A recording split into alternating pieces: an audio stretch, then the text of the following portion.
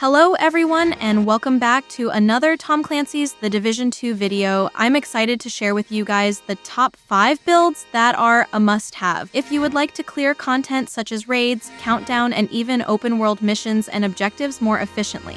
I'm sure you guys are all well aware that build videos are one of the most popular types of Division content going all the way back to the Division 1, and rightly so because building a good loadout is one of the most essential components of the game. People want to know what others are using and get inspiration for their own creations. While I know it can be a bit overwhelming, especially if you're a bit newer or returning to the game, there are just so many builds to choose from that are actually relevant to the content that you will be doing, and so many questions to be asked, like will this build work for both PvE and PvP? Or will it work well for legendary or heroic missions? So I came up with an idea. As somebody who over the years has solidified my loadouts and relied on them to complete all types of content in the game, heroic, legendary raids, and PvP, I figured why not share that? And that's what I'm going to do in today's video. I want to share with you all what I think are 5 top tier builds that I think you should strive to put together and have in your loadouts. So across all of them, we'll give you at least one option to use in practically every type of endgame content in the Division 2, including PvP. So if you need a viable build for raids, I got you covered. PvP build? No problem, you got it. There's one important thing to keep in mind, however, and that's that everybody has their own play styles and preferences. For example, even though skills are super effective, I tend not to use a lot of skill builds because I'd much rather DPS.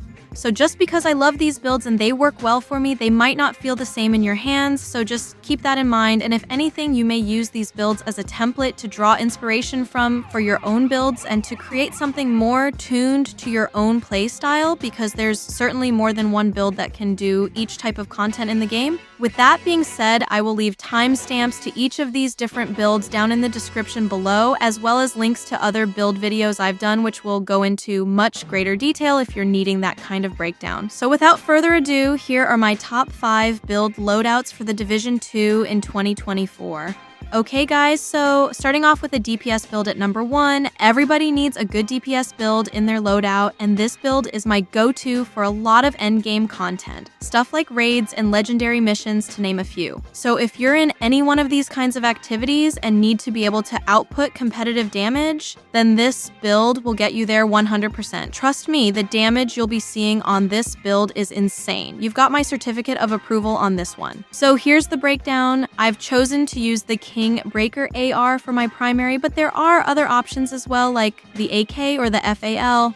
Personally, I find those slower fire rate, high damage archetypes seem to do really well with these kinds of builds. The weapon talent Flatline goes hand in hand with the chest piece talent, Spotter, which leads to an enormous amount of multiplicative damage. However, if you don't have the Kingbreaker or Flatline, Optimist is another great talent to use. Then, depending on the kind of content and specific fights you're doing, I'd alternate my secondary between the Scorpio and Nemesis exotics. They've got you covered on each end of the extreme short and long range damage, and that's about it. So we've got 5 red cores and 1 blue core. Preferably, you will want to go with 6 red cores, weapon damage all the way, and other than building more damage, we're going for more crits everywhere else. Coyote's masks give some great crit bonuses to the team, and the closer chest piece really ramps up that damage with perfect Spotter. The Grupo backpack buffs up my crit damage with that 15% critical hit damage brand bonus, and we're using Vigilance on there to boost damage even further. Next, we have Fenris gloves to boost up my AR damage, and the improvised holster allows us to add an additional crit damage mod. The Fox's Prayer knee pads gives a really great source of amplified damage. The total crit distribution on here with the Kingbreaker is 49 crit chance and 178 crit damage. My rule of thumb is to never go above 50% crit chance when using the Coyote's mask and when using anything other than an SMG. And when you hit that mid-range bonus, you never want to be able to exceed the crit cap, which is 60%.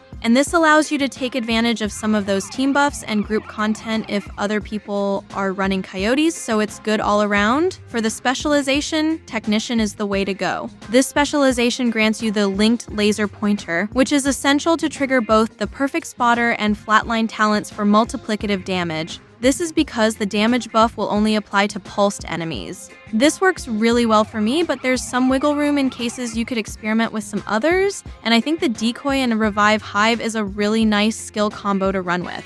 Next up is one of my personal favorites for soloing PvE content with, and that is a skill damage based build with the waveform holster. This build works great with glass cannon, and for the backpack talent, I have perfect combined arms. So basically shooting an enemy target increases total skill damage by 30%, which is fucking nuts if you factor in the waveform holster as well, which generates a stack of 3% skill damage on one of your skills every second, capping at 10 stacks, giving you another 30% skill damage. With 2 pieces of the Hana brand set giving us 10% skill damage, 2-piece Empress granting an additional 10% skill damage, and finally 1-piece Wyvern giving you another 10% skill damage. Now for the skills, I'm using both the Striker Drone and Assault Turret. For the weapons, you may use whatever you'd like, but I'm using the Carbine 7 with Flatline, and for my secondary, the Scorpio, and for my sidearm, I have the TDI card Custom, which comes with a bonus skill tier. Rolled on this bad boy is the Talent Spike, which gives you 20% skill damage for 15 seconds. Next up is another great build for both PvE and PvP, 4-piece Striker Battle Gear set with the exotic Memento backpack. For those of you who don't know, neutralizing an enemy target will drop a trophy providing both a short and long-term buff to all 3 core attributes. For PvE, this build works great with the Obliterate chest piece talent, and I'm using the Eagle Bearer as my primary weapon, and the ACS-12 shotgun as my secondary. The ACS-12 shotgun works great for building your striker stacks extremely quickly. Finally, for skills, I'm using the Crusader Shield and Revive Hive. So yeah, next up at number 4, we have the classic meta build for competitive Dark Zone PvP players. This is a build that works wonders in PvP and in the Dark Zone in general. However, I wouldn't recommend using it in open world content and missions, as you simply won't be doing enough damage unless you go all red with this. So for the primary weapon, we're using the Shield Splinterer, which comes with the weapon talent Perfect Optimist. And for the secondary weapon, we have the Ouroboros Exotic SMG, the Catharsis Mask, which gives you a damage bonus. So taking damage builds stacks to a cap of 30. Each stack grants 1% weapon damage, which totals to 30. Then we have a Fenris chest piece, Grupo gloves, the Matador backpack, Seska knee pads, and finally, Picaro's holster.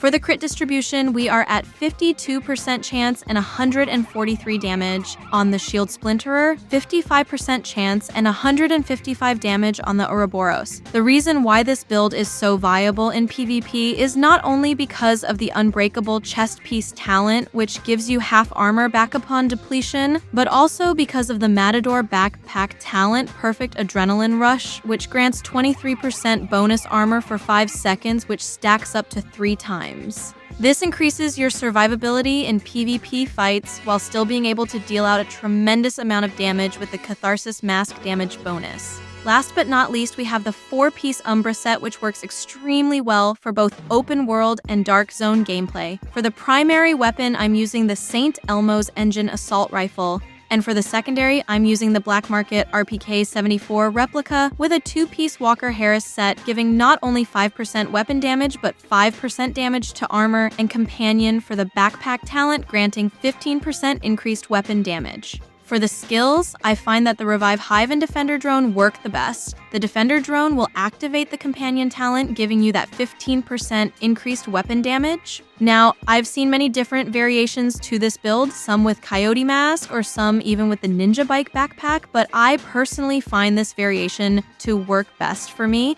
Alright guys, there you have it. That was a look at 5 of my top loadouts for the Division 2 in 2024. Now keep in mind that these builds are not necessarily representative of every type of build in the game, nor are they the only builds that can compete in these types of content. Thank you so much for watching, and like always, if you have any questions, please leave them down in the comment section below and let me know what your thoughts are on these builds. This is Prajna, and until next time, peace out. You knew me.